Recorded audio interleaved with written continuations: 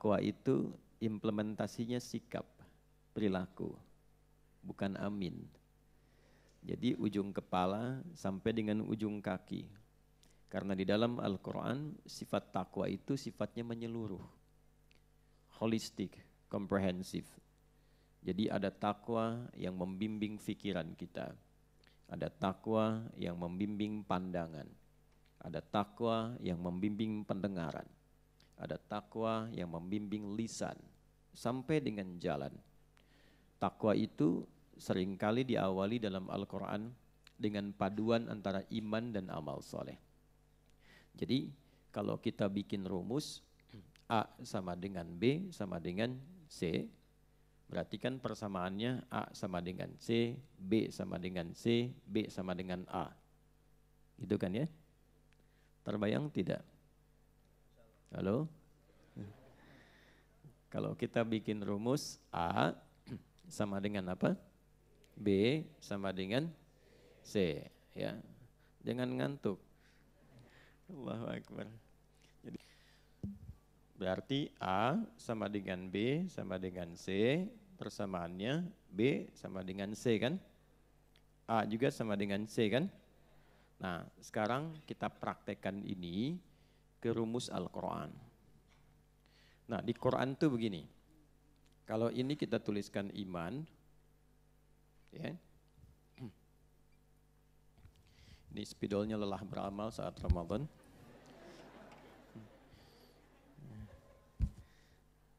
Iman sama dengan amal soleh, ya. Sama dengan takwa. Nah ini sudah rumus. Iman sama dengan amal soleh, sama dengan apa? Takwa. Dan ketiganya terikat, saling mengikat bersamaan. Karena itu ini kita akan dapati sebagai rumusan pertama sebagai pembuka Al-Quran. Di Al-Baqarah misalnya, di ayat yang kedua, kan? Sampai dengan kelima, kita dapati dzalikal kitabu la raiba fi hudal lil muttaqin. C-nya masuk tuh, orang-orang takwa. Siapa orang takwa itu? Alladzina yu'minuna bil ghaib, iman. C sama dengan A. Tapi enggak akan mungkin sempurna. Kalau takwa ada iman saja enggak mungkin itu. Harus ada apanya? Wa yuqimunas shalah wa mimma razaqnahum yunfiqun. Itu urutannya. Jadi pribadi yang ingin takwa saat bersamaan harus punya iman. Tak mungkin meningkatkan takwa tanpa iman. Jadi kalau ada orang beriman mengajak, mari kita meningkatkan takwa, itu berita bagus. Tandanya akan beriman, ya. Kemudian iman saja tidak mungkin menyulam takwa tanpa adanya amal soleh. Jadi kalau ingin jadi takwa itu mesti punya amal soleh, mesti punya iman. Karena itulah konsep puasa ketika ditampilkan oleh Al-Quran berupa perintah, itu langsung menyatukan ketiganya. Disatukan dalam satu pendidikan dan dibuka dengan perintah yang menyatukan tiga unsur ini. Jadi pasca puasa kita harus menemukan ketiganya ini terpatri dalam jiwa kita, terimplementasikan dalam perilaku kehidupan kita. Saat ayat puasa diturunkan di bulan Sya'ban di tahun kedua Hijrah, Allah berfirman, ya ayyuhalladzina amanu, imannya dulu. Kutiba alaikumus siyam, amal soleh. Puasa kan amal soleh kan? Kama kutiba alal ladzina min qablikum la'allakum tattaqun. Jadi seseorang dikatakan berhasil melewati pendidikan Ramadan bila ada ikatan ketiga bagian ini yang menyulam pakaian yang ia kenakan pasca puasa. Itu yang disebut dengan pakaian takwa. Walibasut taqwa dzalika khair. Demikian di surat Al-A'raf disampaikan. Nah, kalau kita ingin mengecek berhasil atau tidak menjadi pribadi yang bertakwa, tinggal cek ini dua nih. Ada iman dan amal solehnya enggak? Nah, amal itu menjadi soleh jika dibimbing oleh iman. Kalau tidak ada iman, maka amalnya tidak disifati dengan soleh.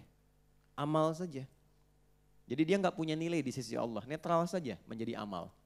Walaupun pekerjaan yang dilakukan menurut manusia disebut baik. Amal itu pekerjaan, aktivitas.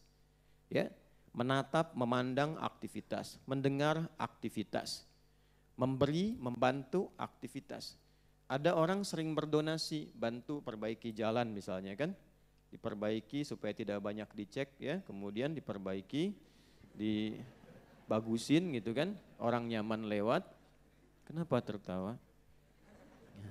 Jadi dia bantu sampai jadi bagus lagi, orang senang lewat, alhamdulillah kita bersyukur kan. Tapi ketika dia membantu misalnya tanpa iman, dia bantu saja supaya orang bisa lewat, bisa bagus. Baik tidak perbuatannya? Baik. Soleh tidak? Belum tentu.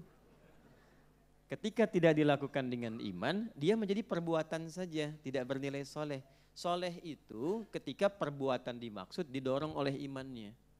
Karena itu ketika Sayyidah Aisyah radhiyallahu taala anha berkonsultasi kepada suami beliau tercinta Rasulullah SAW bahwa ada si fulan itu baik sekali, sering donasi, sering bantu, tapi belum beriman. Bagaimana status kebaikannya di sisi Allah? Maka turunlah Quran surah ke-25 Al-Furqan ayat 23. Ya, inilah keadilan Allah yang sangat luar biasa. Allah berfirman secara langsung. A'udzubillahi minasyaitonirrajim. Bismillahirrahmanirrahim. Wa qadimna ila ma 'amilu min 'amalin faj'alnahu haba'an manthura. Solehnya enggak ada. Silakan cari di situ, enggak ada kalimat solehnya. Ya, wa qadimna ila ma 'amilu min 'amal. Jika ada seorang hamba pun berbuat perbuatan yang baik selama dia hidup di dunia, tapi bukan karena imannya, yaitu netral saja, karena dorongan kehidupan duniawi.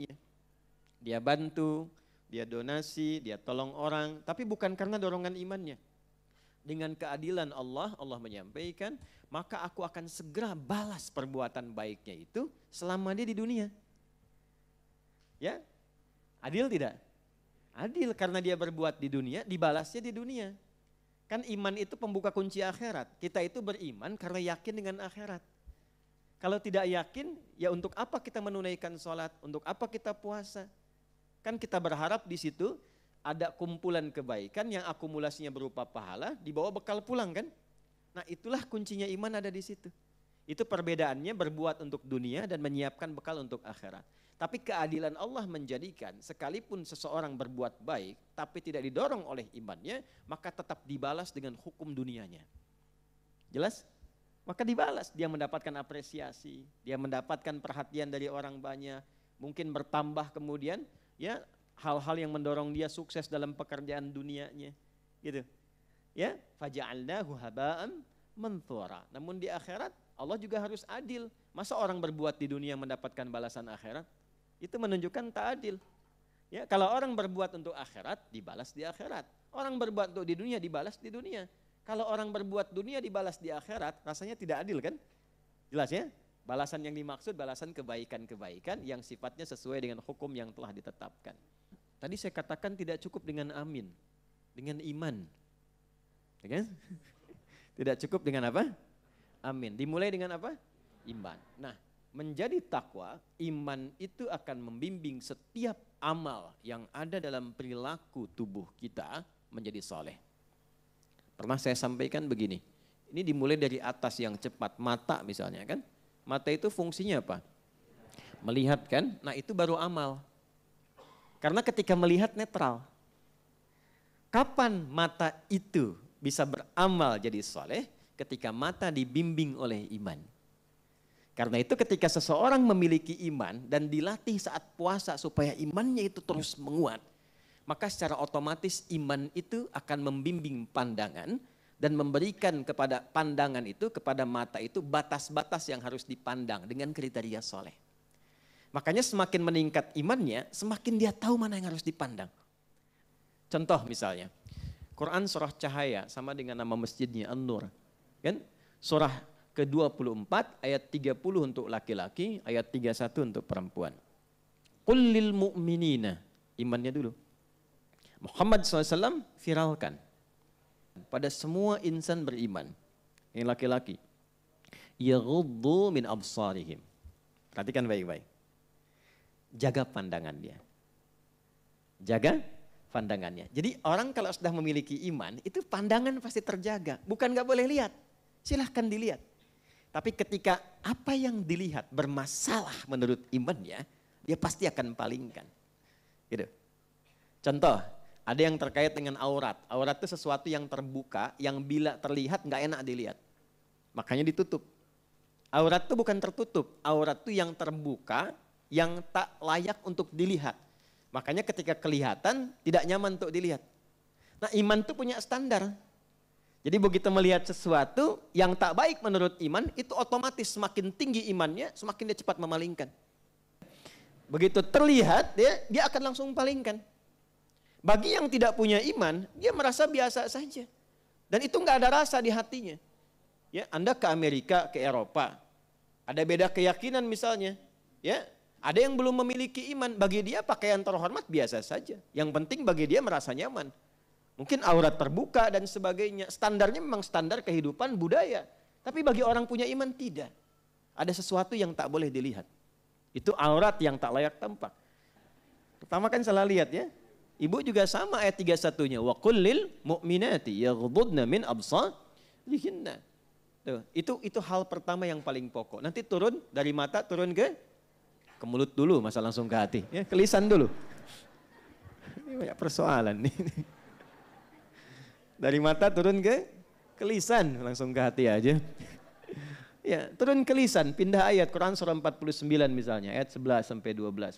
Ya ayyuhalladzina amanu la yasraqa minkum.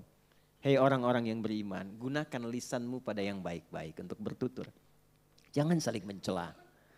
La yaghtab ba'dukum ba'dha. Jangan bikin hoax, jangan berselisih, jangan saling merendahkan. Tuh.